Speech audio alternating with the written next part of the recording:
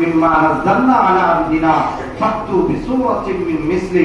আল্লাহ বলেন, হে আরবের লোকেরা, যদি তোমাদের এই কোরআনের প্রতি তোমাদের যদি বিন্দু পরিমাণ সন্দেহ থাকে, ফাতু বিসূরাতিন মিন মিসলি ওয়াদউ শুহাদাআকুম মিন দুনিল্লাহ, যে তোমরা তাহলে কোরআনের মতো নয়, সূরা আল ইমরানের মতো নয়, বাকারার মতো নয়, অনুরূপ একটা আয়াত তোমরা এনে দেখাও।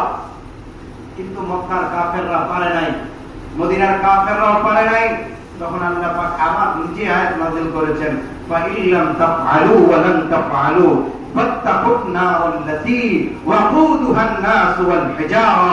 আল্লাহ বলেন, ফা ইল্লাম তাফআলু, তোমরা পারবে না। এরপরে এটাকে বুঝানোর জন্য আল্লাহ আবার বলেন, ফা ইল্লাম তাফআলু ওয়া লান তাফআলু, তোমরা কিছুতেই কোরআনের ভিতরে পরিবর্তন করতে পারবে না। কেন? আল্লাহ চ্যালেঞ্জ করেছিল যে কোরআনের মধ্যে কোনো ভুল নাই, কোরআন হলো যে নিশ্চিত আল্লাহ পাকের পক্ষ থেকে নাযিলকৃত কিতাব। মেরে ভাই, মেরে দোস্ত, এজন্য আমি আপনাদেরকে বলি, এই কোরআন তো এমন কোরআন, এই কোরআন তো এমন কোরআন যে কোরআনের মধ্যে কোনো ভুল নাই। যে কোরআনকে যদি আপনি প্রশ্ন করেন, ও কোরআন তুমি তোমার পরিচয়টা তুলে ধরো, কোরআনকে যদি আপনি বলেন, এই কোরআন তোমার নাম কি, কোরআন বলবে বল হুয়া কোরআন মাজিদ, কোরআন বলবে আমার নাম হচ্ছে কোরআন। আপনি যদি কোরআনকে বলেন, এই কোরআন তুমি কোথায় ছিলে, পক্ষ থেকে নাযিল হয়েছিল, কোরআন বলবেন তাকদীরু মির রাব্বিল আলামিন, আমি আল্লাহ পাকের পক্ষ থেকে নাযিল হয়েছি। আপনি যদি কোরআনকে আবার বলেন, ও কোরআন তুমি কার মাধ্যমে নাযিল হয়েছো, কোরআন বলেন নাযালা বিহির রূহুল আমিন, আমি ফেরেশতার মাধ্যমে নাযিল হয়েছি। আপনি যদি কোরআনকে আবার বলেন, ও কোরআন তুমি ফেরেশতার মাধ্যমে নাযিল হয়েছো, বুঝতে পেরেছি তুমি কার উপরে নাযিল হয়েছো। কোরআন সুন্দর ভাষায় জবাব দেবে, নুজিল আলা মুহাম্মদ, আমি মুহাম্মদের উপর নাযিল হয়েছি। আপনি যদি কোরআনকে আবার বলেন, কোরআন তুমি মুহাম্মদের উপর নাযিল হয়েছো, কোন ভাষায় নাযিল হয়েছো, আরবি না ইংলিশে তুমি নাযিল হয়েছো, কোরআন বিলিসানিন আরাবিয়্যিন মুবিন, আমি আরবি ভাষায় নাযিল হয়েছি। আপনি যদি কোরআনকে বলেন, ও কোরআন তুমি বুঝলাম আরবি ভাষায় নাযিল হয়েছো, তাহলে তুমি কখন পৃথিবীতে নাযিল হয়েছো। কোরআন বলে আমি মাস বলবো না রাত বলবো। আপনি যদি বলেন মাস বলেন, কোরআন বলেন শাহরু রমাদানাল্লাযী উনজিলা ফীহিল কোরআন, আমি রমজান মাসে নাযিল হয়েছি।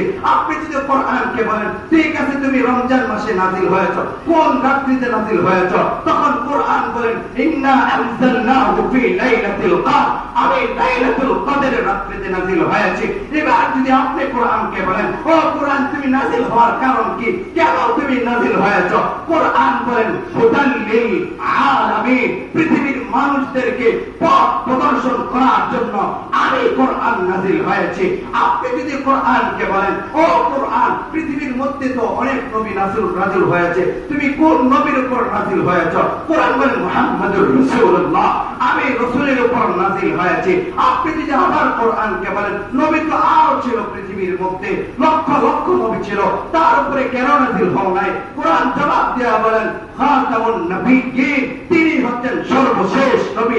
আমার মর্যাদা যেমন সমস্ত কিতাবের উপর দেওয়া হয়েছে, আমার মর্যাদা যেমন সমস্ত আসমানি কিতাবের উপর দেওয়া হয়েছে, ঠিক সমস্ত নবীগণদের উপরে নবী মুহাম্মদুর রাসূলুল্লাহ সাল্লাল্লাহু আলাইহি ওয়াসাল্লামের উপর মর্যাদা দিয়েছেন। ঠিক এই জন্য আমি দাবি কোরআন, এই জন্য দাবি রাসূলের উপর নাযিল হয়েছে, বলেন সুবহানাল্লাহ। এবার আসেন যে কোরআন এমন কেন, এই জন্য আল্লাহর রাসূল বলেন খায়রুকুম মান তাআল্লামাল কুরআন ওয়া আল্লামা, তোমাদের মধ্যে তো তারাই উত্তম যারা আল্লাহর কোরআন শিখে, যারা আল্লাহর কোরআন পড়ে, তারা হচ্ছে জমিনের ভিতরে উত্তম, তারা হচ্ছে আল্লাহর জমিনে উত্তম।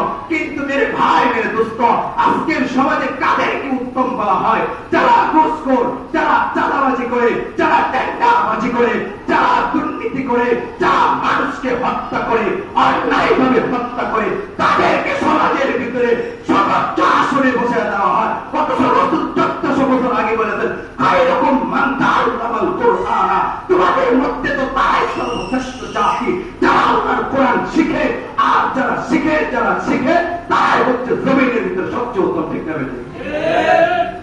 এরা হচ্ছে জমিনের ভিতরে সবচেয়ে উত্তম। কেমন উত্তম? আল্লাহর রাসূল বলেন ইন্নাল্লাহা ওয়া মালায়েকাতাহু ওয়া আহলাস সামাওয়াত ওয়াল আরদিনা হাত্তা আন-নামলা ফী জুহরিহা হাত্তা আল-হুতালি ইউসাল্লুনা আলা মুআল্লিমিন নাসিল খায়র। রাসূল বলেন তারা শুধু উত্তম না, তারা যখন রাস্তা দিয়ে হাঁটে কবরের আযাবগুলো আল্লাহ মাফ করে দেয়।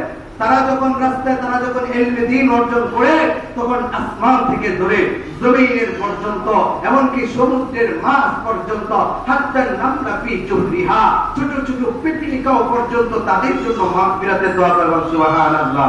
শুধু তাই নয়, এইজন্য আল্লাহর রাসূল বলেন সালাতুল ঈদ ফারিদাতুন আলা কুল্লি মুসলিম, প্রত্যেকটা মুসলমানের উপরে, প্রত্যেকটা মুসলমান নরমের উপরে ফরজ করে দিয়েছে যতটুকু ইলম দ্বারা আমি জান্নাত পর্যন্ত যাইতে পারবো, যতটুকু ইলম দ্বারা আমি আল্লাহর জান্নাত পর্যন্ত চিনতে পারবো, ততটুকু ইলম অর্জন করা প্রত্যেকটা মুসলমানের উপর ফরজ। মেরে ভাই, মেরে দোস্ত, আজকে সেই ইলম থেকে দূরে রাখার জন্য এক শ্রেণীর নাস্তিক মুরতাদ যারা কেজি নামের পাজি স্কুল সকালে তারা চালু করেছে, যাতে করে ছোট ছোট বাচ্চারা মক্তবে না যাইতে পারে, এই জন্য কেজি স্কুল চালু করেছে। ছোট ছোট বাচ্চারা কেজি স্কুলে সকালবেলা যায়, তারা আর কোরআন পড়ার সময় পায় না। যখন তারা কোরআন না পড়ে, কোরআন পড়তে না পারার কারণে তার ভিতরে এমন জাহিলের যোগ হয়ে যায়, তখন সে আর সাথে সম্পৃক্ত হয়ে যায়, তখন সে গালার সাথে সম্পৃক্ত হয়ে যায়, তখন সে দুর্নীতি আর চাঁদাবাজির সাথে সম্পৃক্ত হয়ে যায়।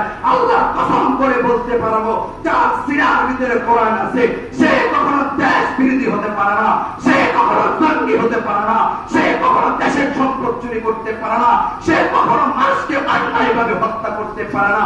কারা করে? যাদের ভিতরে আল্লাহর কোরআনের নূর নাই, তাই দেশের সম্পদ চুরি করে, তাই মানুষকে হত্যা করে, তাই জানা না দেওয়ার কারণে মানুষদেরকে প্রকাশ্যে পাথর দিয়ে নিক্ষেপ করে হত্যা করে ফেলে। ভাই, মেরে দোস্ত, এই জন্য আমরা দোয়া করবো যেন আল্লাহ পাক আমাদেরকে ইলম অর্জন করার তৌফিক দান করে। আর বিষয় করে বিশেষভাবে আমরা এই বক্তৃতায় সবাই অংশগ্রহণ করব। বক্তৃতা যদি আপনার সুন্দর হয়, বক্তৃতা যদি আমরা দিতে পারি, এটা আমাদের বড় অনেক বড় একটা নিয়ামত। আপনি যদি এলাকায় যান, আপনি এলাকায় মসজিদে যাওয়ার পরে আপনাকে বলবে